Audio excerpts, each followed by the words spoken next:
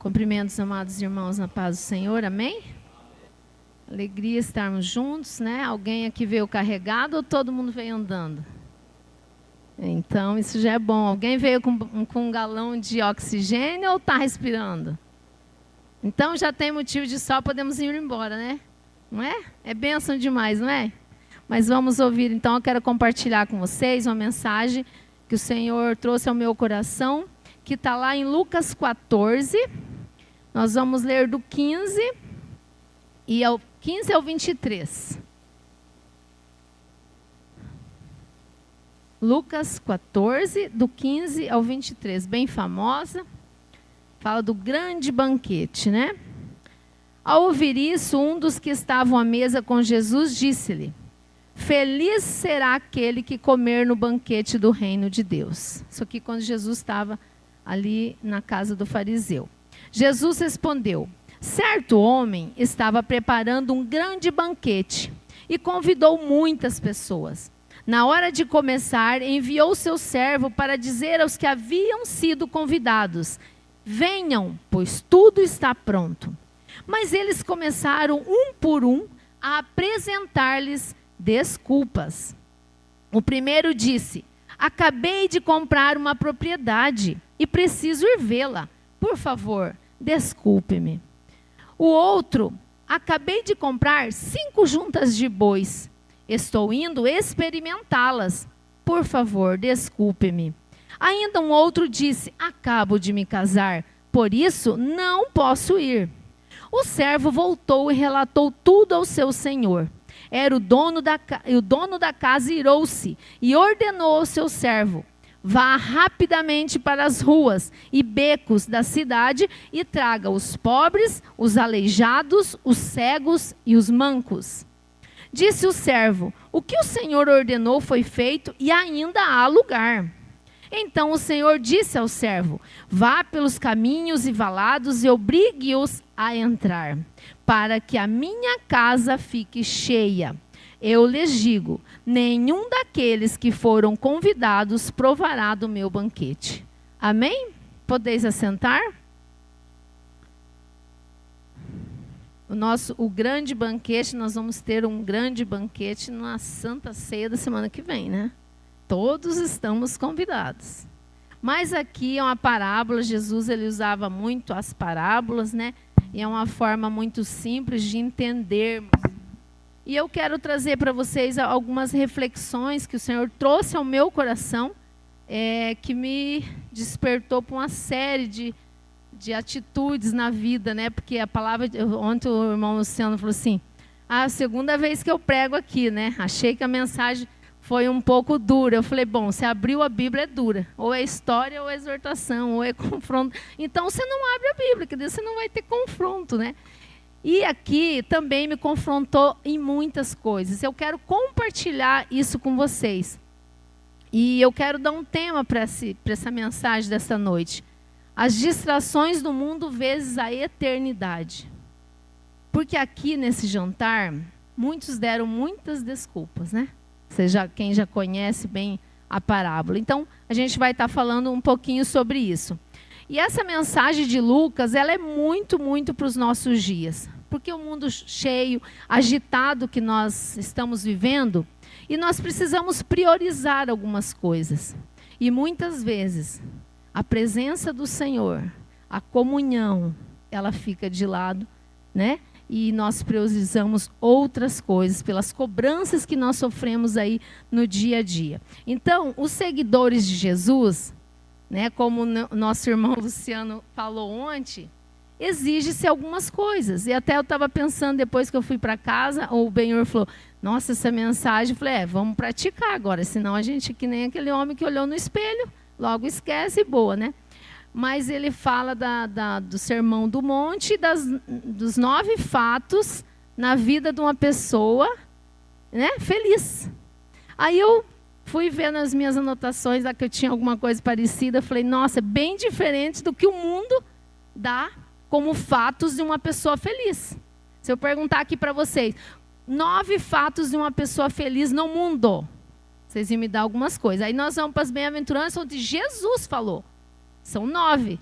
mas bem diferente. Então, os seguidores de Jesus é exigido algumas coisas.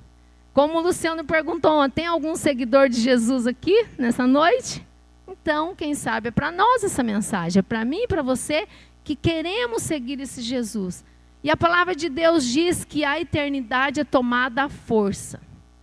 Por que é tão difícil, então, a gente priorizar as coisas do Senhor? Por que é tão difícil priorizar a presença, o devocional, a oração, ler a Bíblia, enfim? Porque é assim, é tomado à força. Então, nós vamos ter que nos esforçar. E eu quero dar um exemplo de algo que ficou na história da humanidade, que foi a Segunda Guerra Mundial, como as distrações agem na nossa vida. E são distrações que muitas vezes nós não percebemos, pelo fato de nós estarmos tão envolvidos com este mundo. Então nós estamos falando, né, distrações do mundo versus eternidade. Na Segunda Guerra, ali os nazistas, né, ali durante a Segunda Guerra, as tropas aliadas na Europa montaram alguma coisa para enganar os nazistas. Então, como que foi? Depois, se alguém quiser pesquisar, tem o nome ali do nome que eles deram, batalha, Operação Fortitude. Então, o que eles fizeram? Eles montaram um exército, 2 exércitos, em 2 pontos que os inimigos achavam que eles iam avançar para entrar, né, ali na Europa. O que eles fizeram? Montaram com caixa de papelão, fizeram tudo como se fosse um exército. Contrataram alguns civis para ficar por ali, só que foram atacar em outro ponto. E eles ficaram olhando naquele ponto, cuidando ali, se alguém se movimentava. E eles já invadiram lá e foi assim que aconteceu toda a vitória. Então, essa operação, ela foi uma das operações de engano mais bem-sucedidas da história militar. Então, vocês vejam bem, fez de conta que era aqui para agir aqui. Quantas vezes acontece isso na nossa vida? Quantas vezes o inimigo nos distrai para olhar para cá, onde nós deveríamos estar olhando para cá? E ali vence-se a guerra. Se isso é aplicado numa guerra, né, aqui na Terra, vocês imaginem quantas estratégias de engano o inimigo tem para nos distrair enquanto ele está agindo? Ele nos distrai aqui numa coisa, ataca a nossa família. Distrai aqui, ataca o nosso trabalho. E aí nós vivemos todos os dias nessa situação. Então, o nosso inimigo, como diz João 8,44, ele é chamado pai da mentira. Então, dele nós não podemos esperar nada, a não ser ficar ligadas. Então, isso também acontece no combate, né, espiritual. Agora, essas distrações, elas vão nos levando a uma situação. O que vocês acham que leva uma pessoa a ficar com o coração endurecido? Ela ouve a palavra, ela vem para o culto, mas ela continua igual. O que vocês, na cabeça de vocês podem pensar aí, o que leva? Eu anotei aqui que nos impede de ouvir a voz de Deus é o coração endurecido. Então, ela vem aqui, ouve a palavra, ela lê, ela medita, ela ouve, mas parece que não entra. Parece que não faz sentido algumas coisas. Então, o que nos impede de ouvir a voz de Deus é um coração endurecido. E o que leva a nos ter um coração endurecido?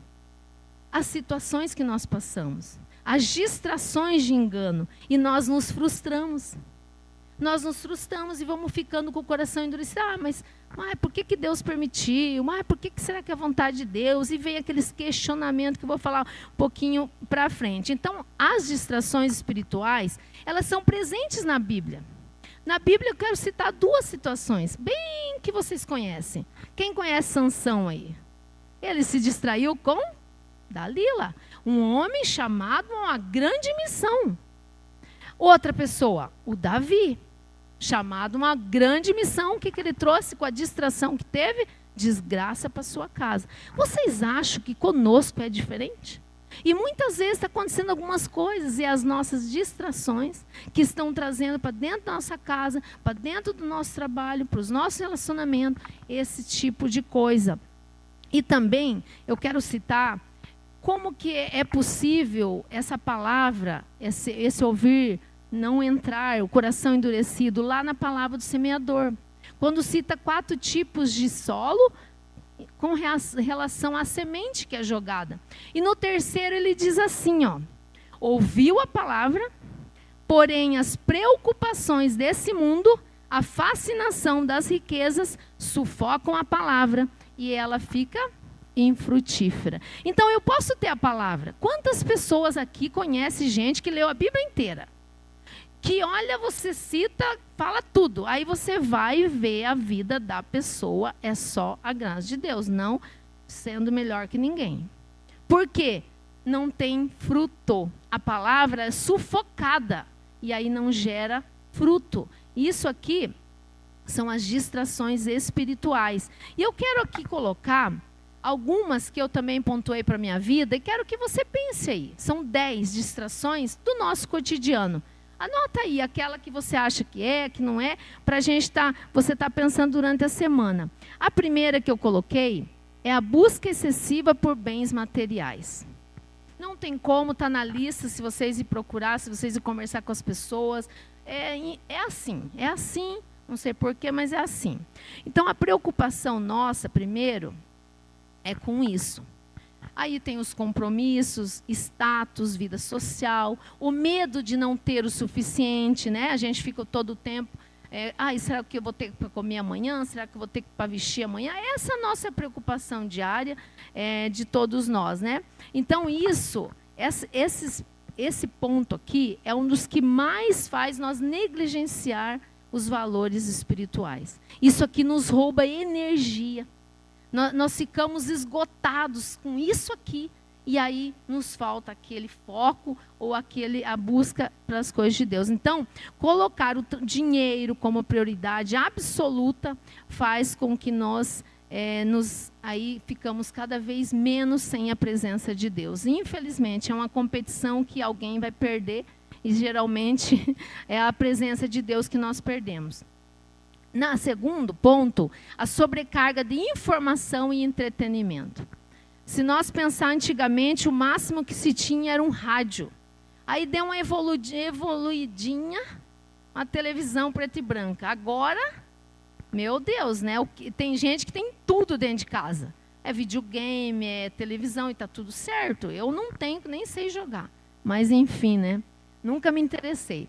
Mas tem muita coisa. Então, eu tenho que assistir a série. Eu tenho que, ali ver o meu videogame. Eu tenho. E aí? Que hora que sobrou? Aí a gente fala assim, que hora que sobrou para ler a Bíblia? Que hora que sobrou para orar? Por quê? Eu falo lá para os meus clientes, eles chegam lá para almoçar e eles pegam o prato e o celularzinho, assim, deles fica assim.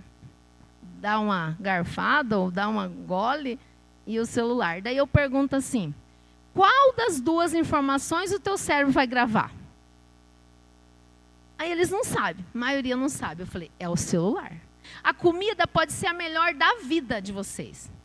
O celular é mais interessante para o teu cérebro. Para o teu estômago é a comida. Mas para o teu cérebro é o celular. E aí daqui 1 hora você está com fome. Por quê? Não registrou. E muitas vezes nós vamos na presença do Senhor. Assim. Joelhado, pensando não sei no quê. Sei lá o quê. Vem aqui na igreja pensando não sei no quê.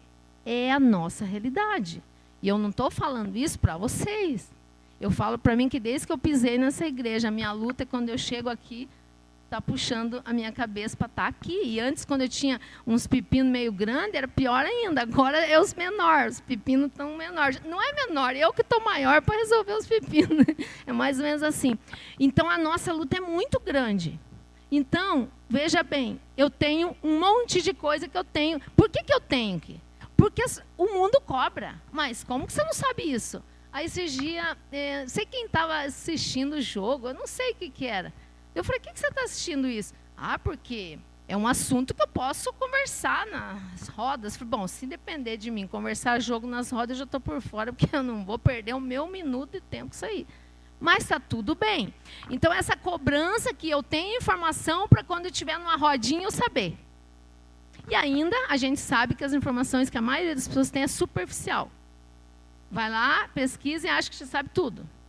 Infelizmente, não é bem assim as coisas, né? Aí, eu até coloquei aqui comparando, né? Efésios 5:11, ele fala um pouquinho que a nossa busca por Deus, né?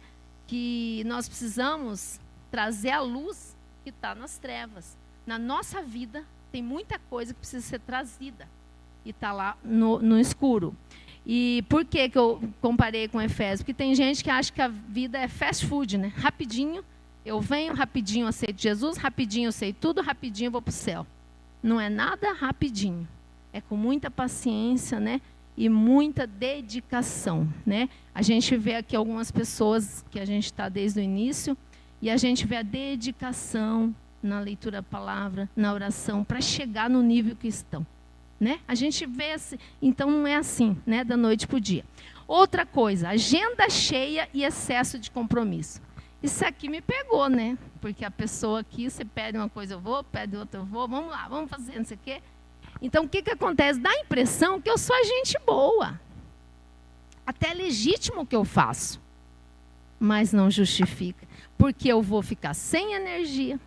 Eu vou usar o meu tempo com outras pessoas que tá certo. Está tudo bem, mas não é o mais importante. E aí eu fico cansada, porque eu tive que fazer uma outra atividade que eu poderia ter dispensado tempo e ficar quietinha. Né? Isso é de gente que é meio imperativo, então tem que tratar. Né? Mas a gente tem que buscar isso. Então, muitas vezes, essas responsabilidades que nós assumimos, está tudo certo, mas a gente fica cansado. Aí a gente vai dar uma balançada lá e fala, ih, está tudo errado, não está certo esse negócio, né? Então, que a gente possa ter essa consciência. Relacionamentos tóxicos. Eu falo com as minhas pessoas que estão no processo lá. Você quer andar, você quer continuar como você está? Procura pessoas igual você. Se eu quero ser uma pessoa mais espiritual, com quem que eu tenho que andar? Se dentro da minha casa, só eu sou espiritual, ou me acho a tal, né? Eu tenho que procurar pessoas para me relacionar. Porque se dentro da minha casa eu não tenho esse tipo de relacionamento, automaticamente eu vou estagnar. Então eu preciso buscar pessoas certas na minha vida. Porque tem pessoas que, além de não te ajudar, te tiram do caminho. São as famosas pessoas, né, que ainda colocam em choque a minha fé. Mas será que é isso mesmo? Mas será que a Bíblia foi escrita? Mas será que a Bíblia não é uma lenda? Então, assim, ó, a minha conversa, a pessoa começou a falar, meu amigo, eu não tenho conversa com você, amizade, nossa, tá tudo certo, mas a gente não tem como conversar, eu não tenho como conversar com você. É simples, está tudo bem. A gente não tem que agradar todo mundo, eu digo que a gente tem que agradar a Deus. E muitas vezes eu fico agradando todo mundo e desagrado a Deus. Então, eu decidi, não quero saber. E eu tenho tido essa postura. Ambição e comparação. Aqui é outro fato que é muito real, porque eu converso com muita gente, assim, de vários setores, ricos, pobres, não pobres, de tudo que é tipo. Isso aqui afeta todas as pessoas, que é a bendita comparação. Se nós olharmos na palavra de Deus, ele diz assim, que lá no ventre da minha mãe, eu fui gerada. Eu sou única, a forma foi jogada fora. Ah, eu tenho defeito, eu tenho qualidade, está tudo certo, sou eu. Então eu não preciso, eu só tenho que me comparar comigo mesmo. Eu tenho que me comparar com a Jane de ontem. A Jane de ontem fez isso, e hoje? E só. Porque a comparação vai me levar a simplesmente querer mais. E no querer mais, eu vou me afastar das coisas do Senhor. Porque as pessoas sempre na comparação, ela quer ser mais bem-sucedida, ela quer ter um carro melhor, ou ela ter uma casa melhor. Enfim, isso tudo está tudo certo, é do ser humano. Só que não é do ser humano que quer seguir o Senhor. Nós temos que escolher. Não é. Nós não podemos nos comparar. Nós somos única, a minha identidade é em Cristo. E eu tenho que me comparar com a Jane de ontem, com as escrituras, confrontar a minha vida com as escrituras, e aí está tudo certo. E aí eu vou ter um crescimento sadio, né? Sexta coisa, preocupação com aparência e estilo de vida.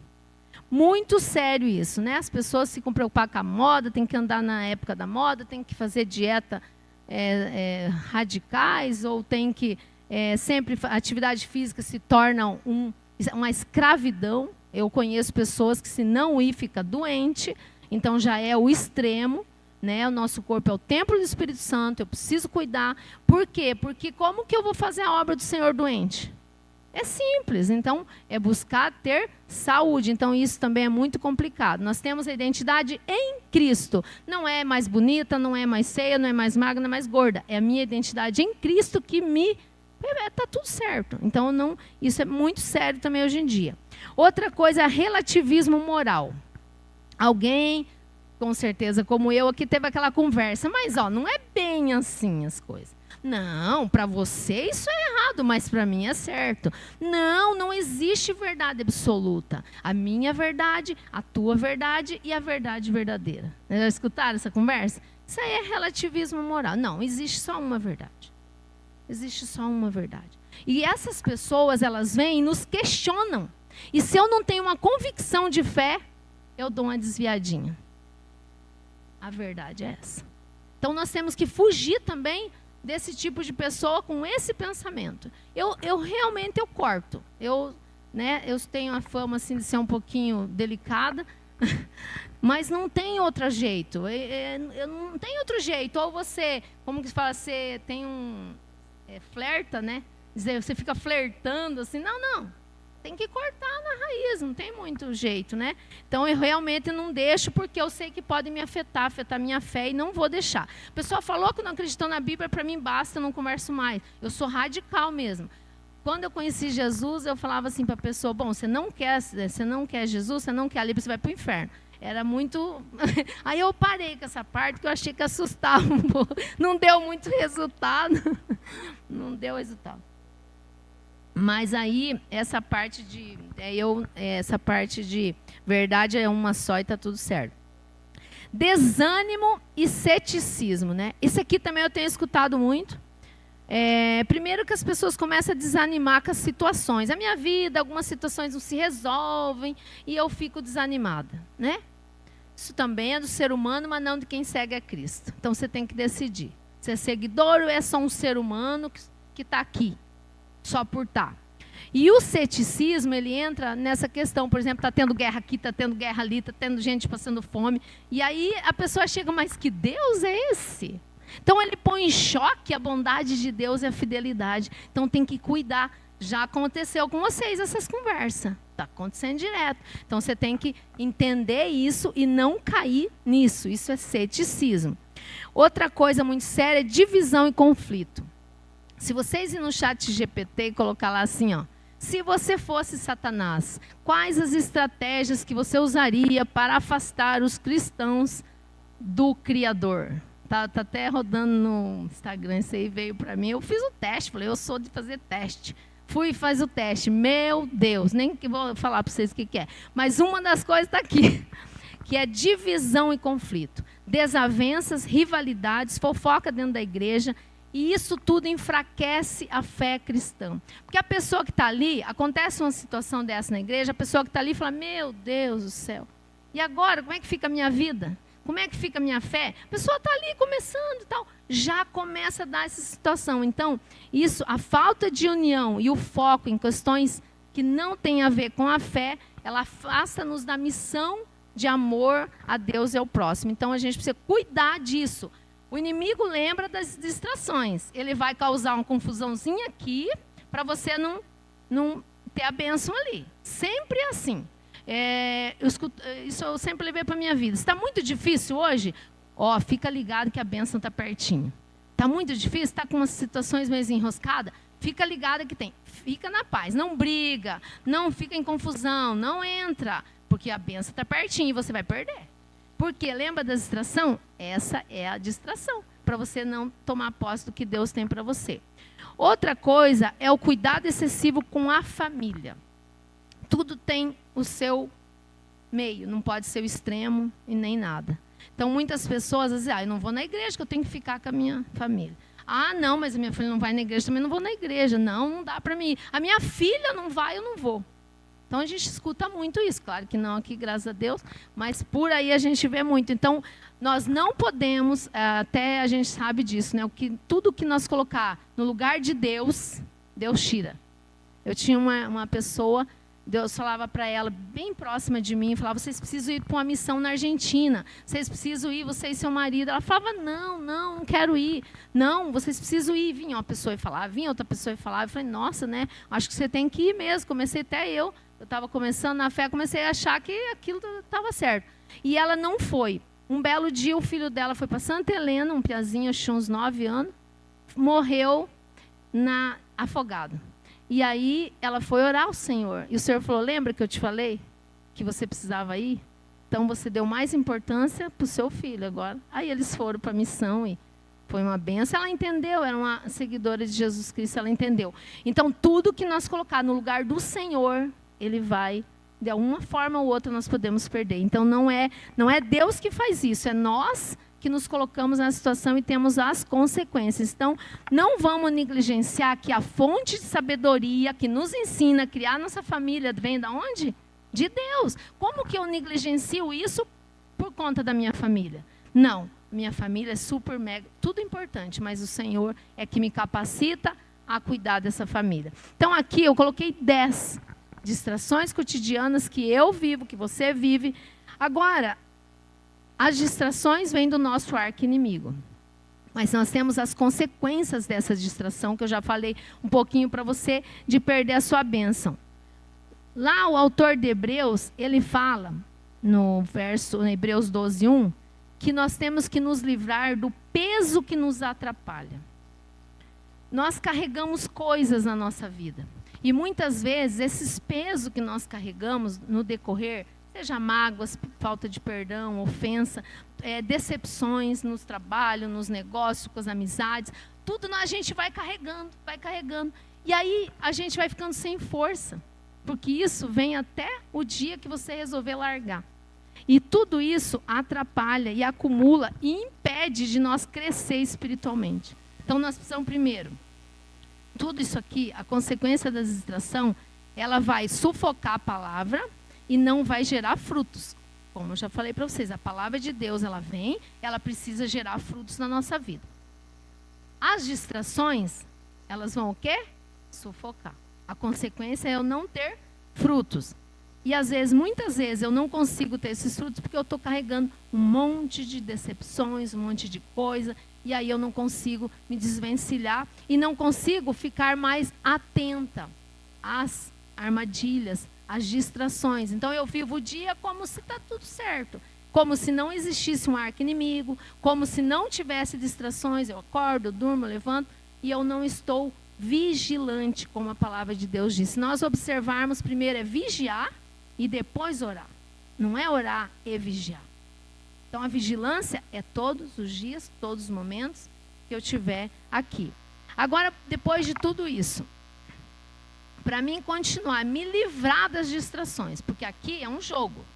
Eu posso jogar o jogo do mundo ou posso jogar o jogo da eternidade. Se eu jogar o jogo do mundo, eu vou nem dar bola para as distrações. Se eu quero jogar o jogo da eternidade, eu preciso o quê? Me defender. Como? Reafirmando a minha fé.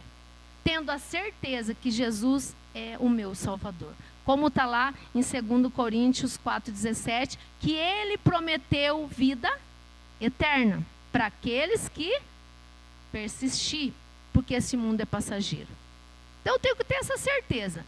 O Senhor prometeu a vida eterna. Eu quero, então eu vou ficar ligado nas distrações, porque esse mundo vai passar. Então o que eu quero? Eu quero algo que dure, que é a eternidade. Viver como cidadãos do céu. Olha que coisa. Nos livraria de tanta coisa, de tanto peso, viver como cidadãos do céu. Lá no céu tem problema? Que eu sei, até que eu sei, não tem. Então não é melhor viver lá do que aqui? Fantástico. Lá no versículo Mateus 24, 44, diz assim, por isso vocês também fiquem vigiando, pois o Filho do Homem chegará na hora em que vocês não estiverem esperando. E aqui também, quando eu reafirmo a minha fé em Cristo, eu tenho que ter certeza que eu vou perder nesse tempo para ganhar a eternidade. Eu vou perder o mundo para ganhar a eternidade. Não tem negociação. Perder na visão do mundo, né? Então, Mateus 16, 25 diz assim, seguir a Cristo é negar a si mesmo para ganhar a verdadeira vida. Não tem negociação também. Outra coisa é o perigo da apatia espiritual, que lá em Apocalipse o Senhor diz que você não é frio e você não é quente, você é morno. Então tá tudo bem, tá tudo certo, e eu fico naquela. Eu não vou para um lado, não vou para o outro, eu não consigo ter uma opinião, eu não tenho convicção, eu simplesmente tá tudo bem. Para mim não confrontar com ninguém, eu fico em cima do muro. E em cima do muro leva chumbo dos dois lados, né? Já tem uma velha fala aí que fala disso. Então, Apocalipse 3,15 diz que nós precisamos ser frio ou quente. Toma um café morno. Ninguém aguenta aquilo. Nem quem gosta de café. Pior, né? Quem gosta, pior. Parece um negócio esquisito lá. Então, né? E o final aqui quando eu reafirmo a minha fé em Cristo, eu preciso me arrepender. Eu falo sempre para as pessoas, conversão é diária. Conversão é diária. Ah, mas eu me converti há 20 anos. Não. Você tem que se converter todo dia, porque o negócio não é fácil. É todo dia. Ah, você fez isso aqui. Ah, me converto isso aqui já não dá para mim, vou ter que mudar aqui. E eu fico todo dia, como a pastora leu no início, tem que ser acidente. Então, é uma conversão diária, né? E Atos 3,19 diz assim, arrependei-vos, pois, e convertei-vos, para que sejam apagados os vossos pecados, e venham assim os tempos do refrigério pela presença do Senhor. Então, o que a presença do Senhor traz? Refrigério. E o que muitas pessoas têm aberto mão? Da presença do Senhor. E porque muitas pessoas andam cansadas, ansiosas, muitas vezes nós estamos assim, porque nós estamos abrindo mão do quê? Da presença que traz refrigério. É a presença, não é o mundo, não é o videogame, não é a TV, não é a série, não é. Eu posso ver tudo isso? Posso, mas não é prioridade. Se depois que eu fiz tudo o que eu preciso fazer para me estar na presença, aí sobrar um tempinho, né? Aí eu posso. Então, nós somos chamados a uma mudança. Nós precisamos decidir. Eu fico com o mundo ou fico com a eternidade, né? Ou vou para a eternidade, ou decido estar na eternidade. Eu tenho que decidir, ou um ou outro caminho. Quando o nosso coração está na distração dessa terra, nós não conseguimos desfrutar da presença. E nesse banquete, aqui, muitas pessoas não desfrutaram da comunhão, da presença, da intimidade com o Senhor, porque elas tinham muitas coisas para fazer, como a gente leu. E mesa é intimidade, mesa é presença. Então, isso é uma simbologia, né? A mesa ali. A pergunta é, você tem tido tempo de comunhão com Jesus diariamente? Separado um tempo para orar, para adorar? Quando nós não temos tempo para Deus, é que a gente considerou tudo mais importante. E é muito triste chegar no final do dia e olhar para esse cenário. É triste mesmo, porque se nós temos refrigério na presença e eu abrir mão disso, o que sobrou do meu dia? Nada, porque essas coisas são perecíveis, são passageiros. Eu posso ter feito 1000 coisas para 1000 pessoas, ajudado 1000 pessoas, não valeu nada. É como correr atrás do vento, né? Então, o banquete que o Senhor narra aqui, ele representa isso, a comunhão que somos convidados a ter com Deus na eternidade. Não é aqui, é lá. Aqui eu tenho momentos de intimidade com o Senhor, mas lá eu vou sentar à mesa com o Senhor.